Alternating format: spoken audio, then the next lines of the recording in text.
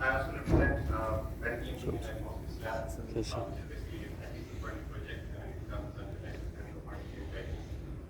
This is a government initiative. 1.1 billion rupee government initiative to use AI to solve different local problems. Our focus at medical engineering diagnostics lab is, of course, on medical imaging and diagnostics, medical diagnostics basically. And we are currently working on brain tumor detection, breast cancer detection, tuberculosis identification, and we also done some preliminary work on COVID-19. So these are some of the logos.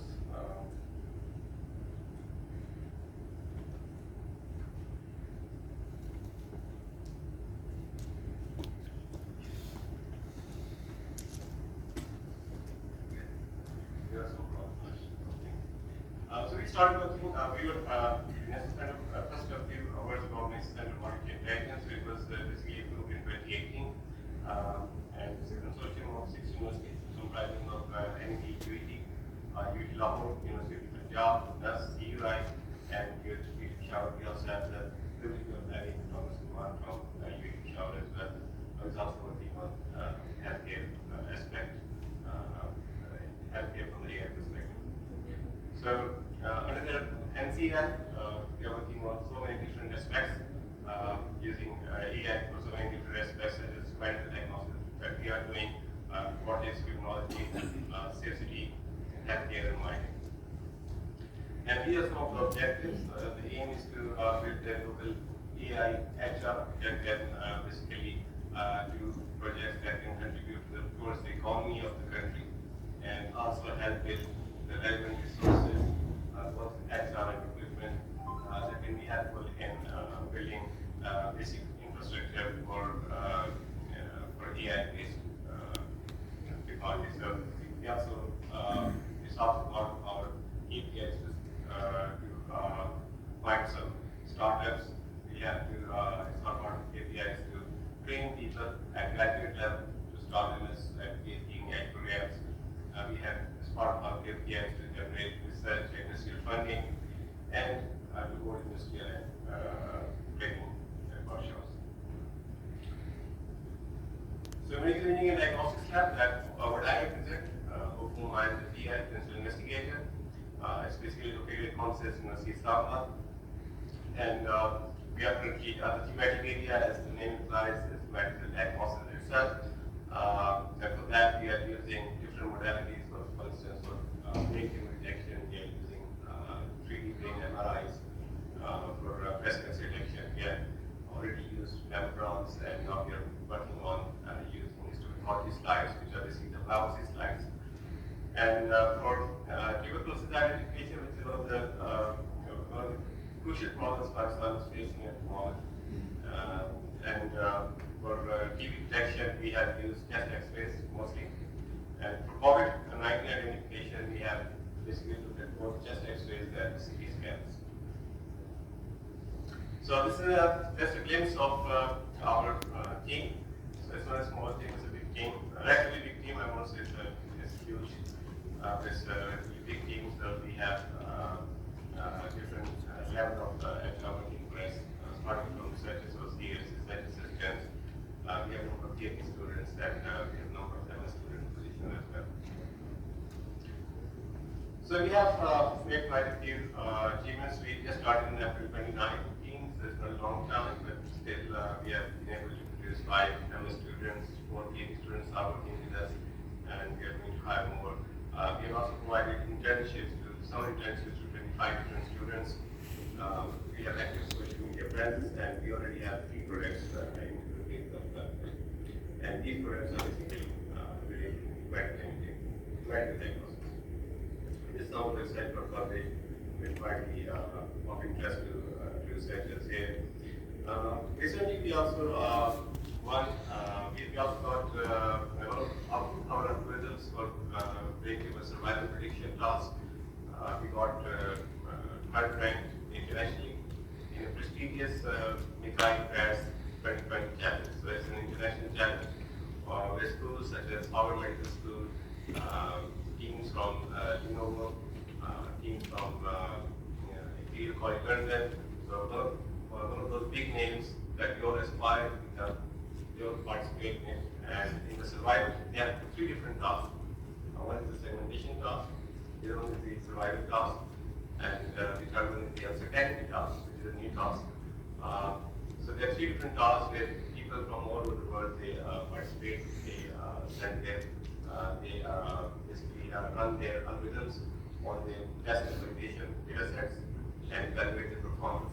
So in the overall survival task, the algorithm that our team that I'm going to talk about in a few moments, it was ranked third in that particular task.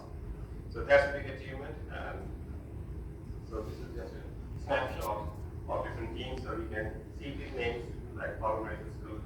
We have Research, Chinese Academy of Sciences, Mount Sinai Medical Center, USA, which is also a big name, University of Pennsylvania, and so on and so forth. So these are some of the big names in research in this area. And we are rank number 3, so our name comes along with all them also. So these are some of the social pages, social media pages we have on Facebook and LinkedIn, so you can follow them if you don't follow us, you can just go on there and click on them and see different updates on that. We keep updating them.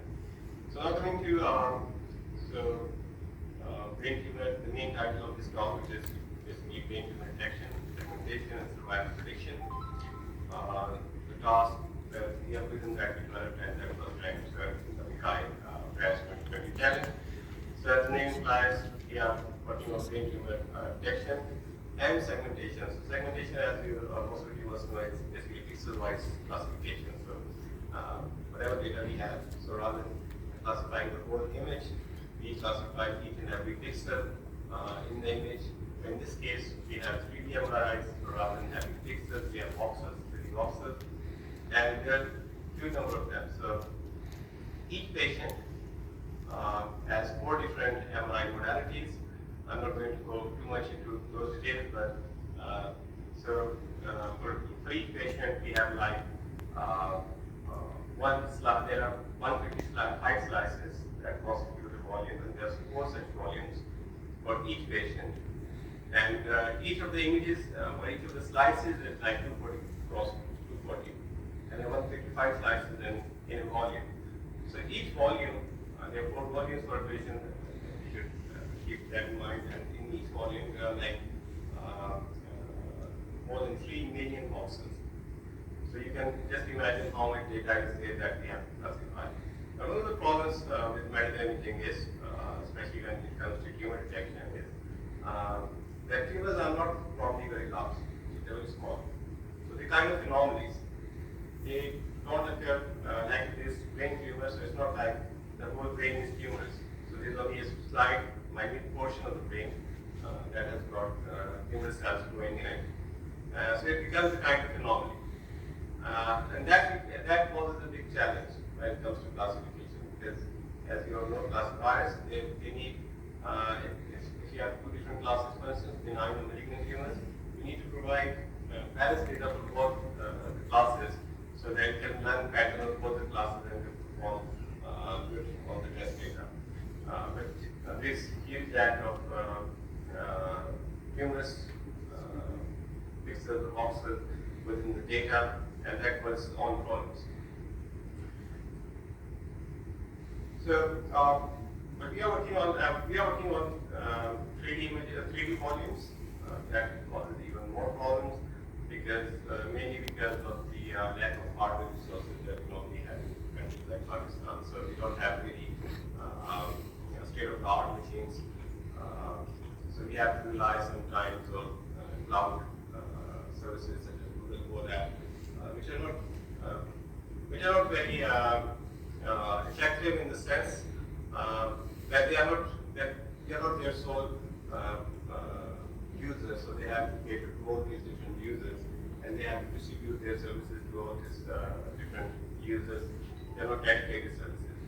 So you can't really use all of their resources at once, and you cannot use them all the time. So for these particular problems, since we have 3D volumes, normally we would prefer that we have 3D architecture that we can use on them to exploit the depth information that 3D images, 3D volumes provide.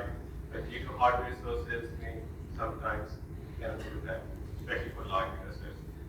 So one approach is that we still use 2D techniques, but somehow improve their performance in such a manner that we can get the effect of 3D convolutions or 3D models.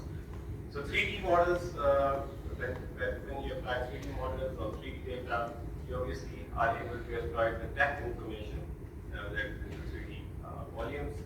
So that improves the accuracy or the efficacy of the algorithms. 2D algorithms, on the other hand, they only process one image at a time, so they don't have the privilege of using the depth information. So they are very effective, but of course they are faster because they have to process less amount of data.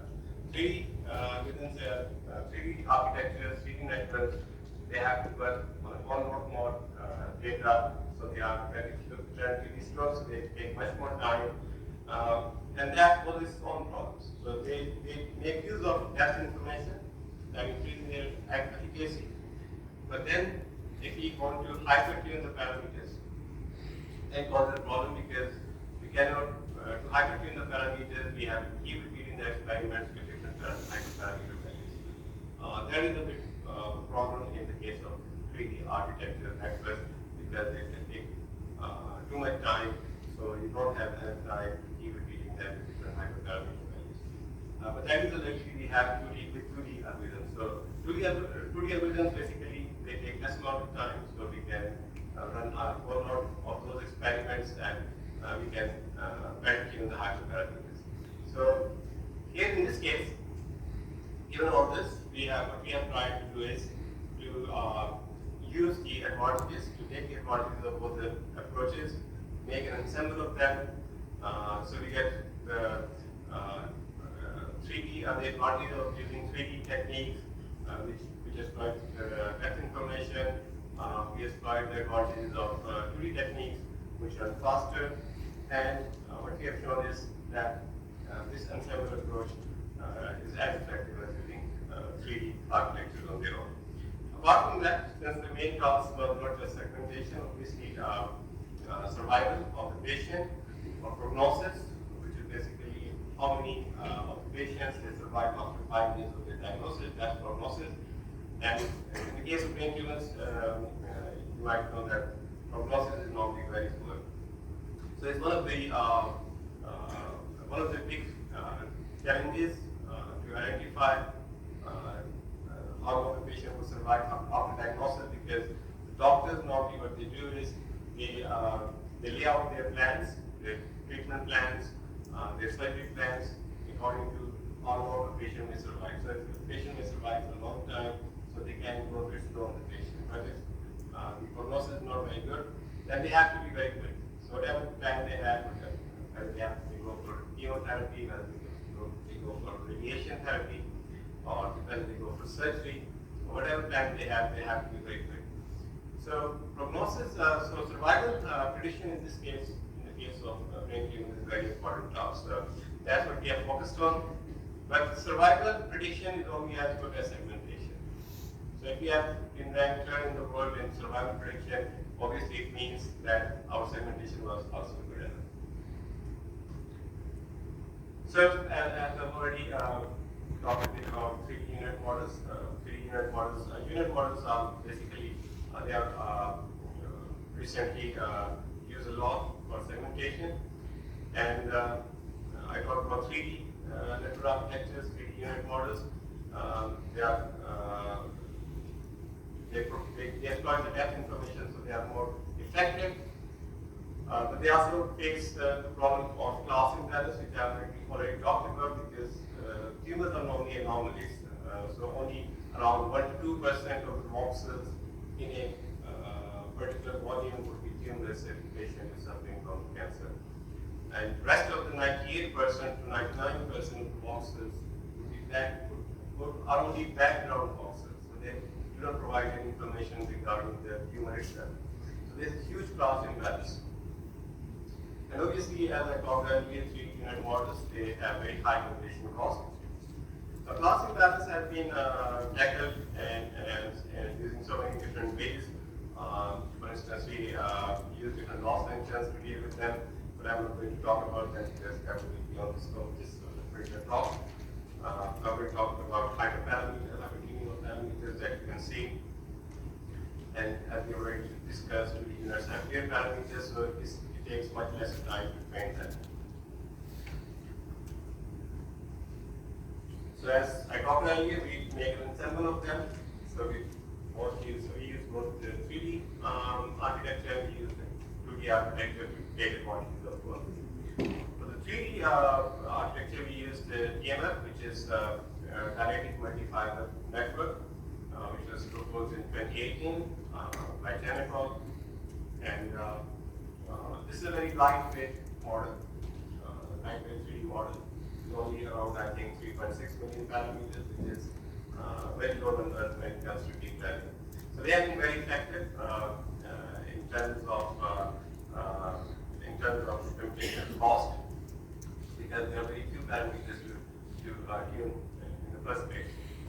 So, and the basic architecture is that they basically use lightweight 3D models, an ensemble of lightweight 3D models, so that increases the efficacy of the algorithm with less number of parameters.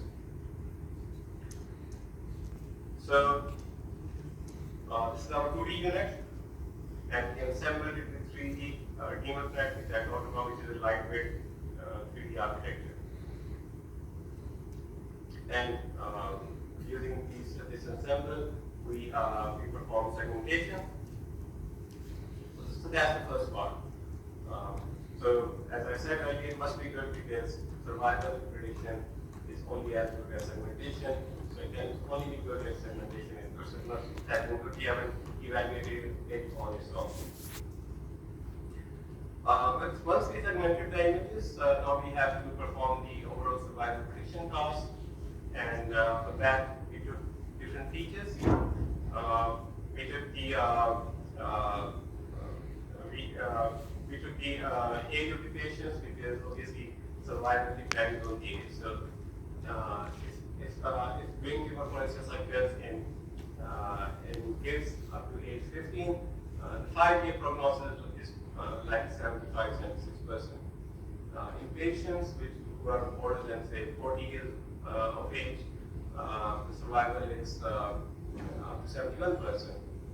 But beyond a certain age, when patients are quite old, 60 plus or something, then the survival rate goes down to even 31%. So prognosis becomes really bad today. So age is an important determinant of survival prediction of prognosis. So we took the age parameter. We have the segmented volumes. From the segmented volumes, we took radiomic features. And radiomic features basically relate to shape, they relate to texture. And for these different textures, for texture features, we can use DLCM. For shape features, we can take different features like diameter or length, or the shape like convex, whether the shape is convex or not, or whether the shape is round or not. Texture provides information regarding the distribution of different gray scales over the entire length of the tumor. So tumors that are not very aggressive, they have very smooth texture, very smooth texture. The tumors that are very aggressive, they have, you can say, coarse texture. So texture provides very useful information to the radiologist regarding the aggressiveness of the cancer and their cancer in grading them. So we took this, and there's a 5 radiomics library that you can use for that. We also took some image-based features because we also discovered that the position of the tumor within the brain is a very important determinant in figuring out whether how long the patient will survive. So, if tumor occurs in certain parts of the brain, probably a patient is in higher danger than it occurs in some other parts of the brain. So, position-based features are very important. Here also to surface area, volume ratio, which I will talk about in the next slide. And then we applied feature selection techniques to get some important features, and finally we performed the regression task using the random forest regressor, and we tried to predict survival. Because survival is basically survival prediction is basically regression task.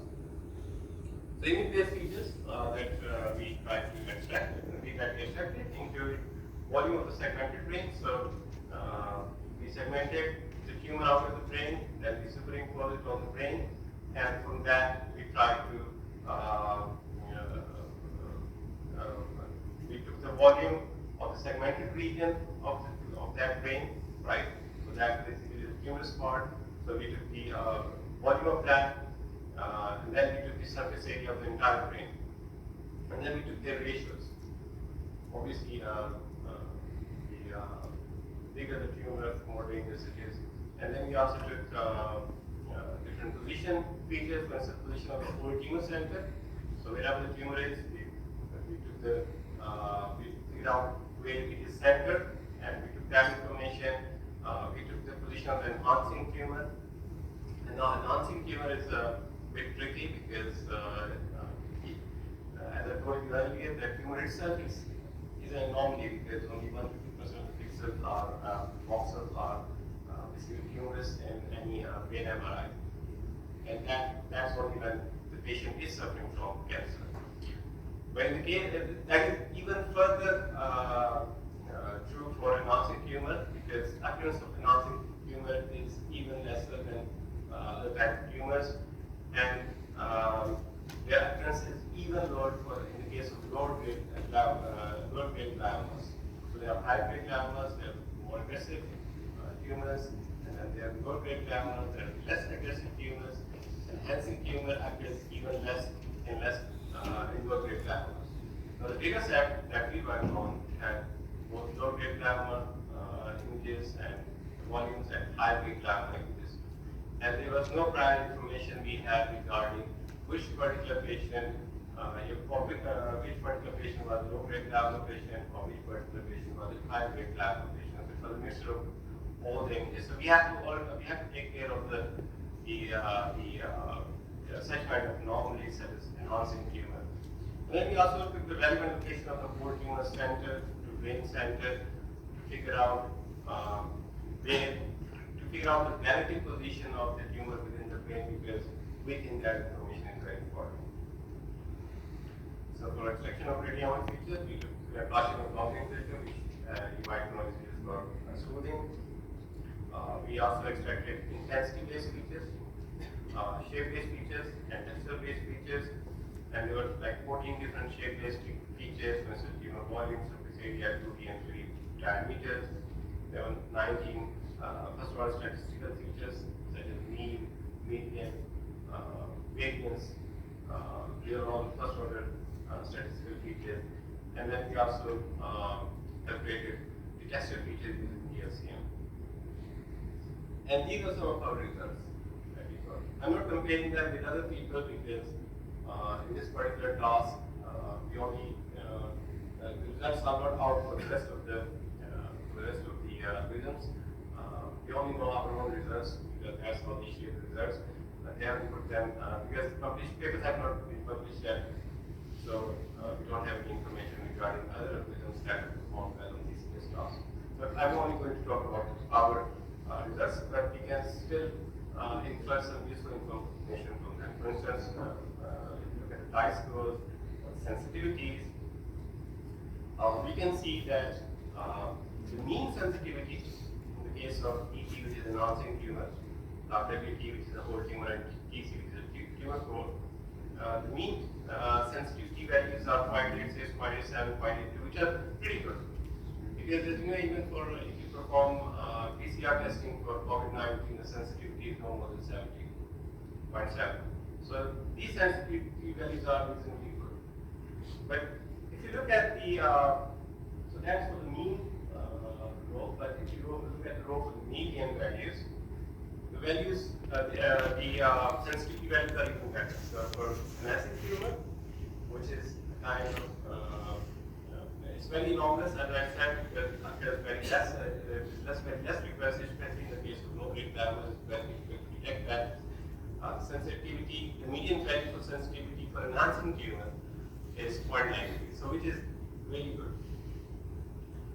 And for whole tumor is 0.91, and for tumor core is 0.92. And one important aspect of that is that our median values are better than mean values. And what can we infer from that? Basically, what we can say is that, as I already mentioned, that enhancing tumor is very enormous, especially in the case of low-grade gliomas. So that pulls the mean down, right? Because mean sensitivity values also include sensitivity values for enhancing tumor as well. So enhancing tumor basically pulls that down. The median values are very high. It means that 50% of the cases we have been very successful. Our algorithm has been very effective in figuring out whether there is enhancing tumor or not. These are the results for overall survival prediction. Our MSC, which is because of the guessing task, so accuracy is basically not a good way to figure it out. To evaluate it, the MSC would be a better way to do that. And we have got some reasonable MSC values, which are mentioned here. And these are some of the references. So this is just an introduction to basically our third position rank with American Class 2010. And also some introduction of our lab and our teams. So if you have questions, that's what